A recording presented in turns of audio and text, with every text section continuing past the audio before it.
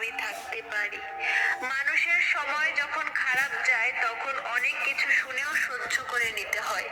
কথা হজম করতে শেখো, এটা তোমাকে জিততে সাহায্য করবে। শুধুই কি ছেড়ে যাওয়াকেই ঠকানো বলে? না, কখনোই না। পাশে থেকে অভিনয় করাকেও ঠকানো বলে। সময়ের সাথে সাথে বদলে যাওয়া মানুষকে কখনো আপন ভাববেন না, কারণ এরা হচ্ছে ঘূর্ণিঝড়, যা মানুষের ক্ষতি ছাড়া কখনো কোনো উপকার করে না।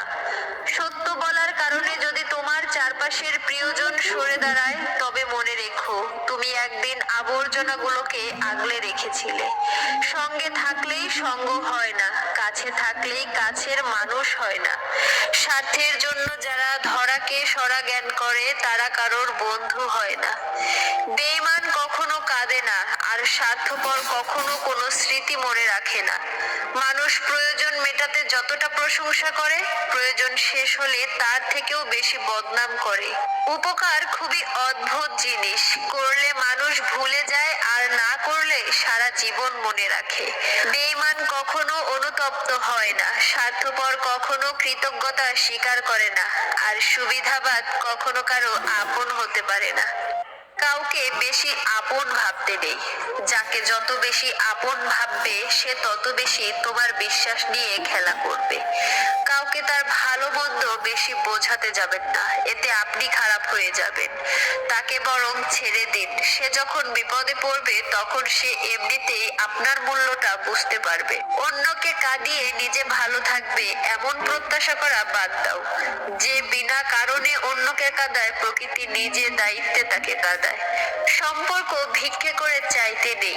জীবনে কখনো কাউকে অনুরোধ করে ধরে রাখতে নেই।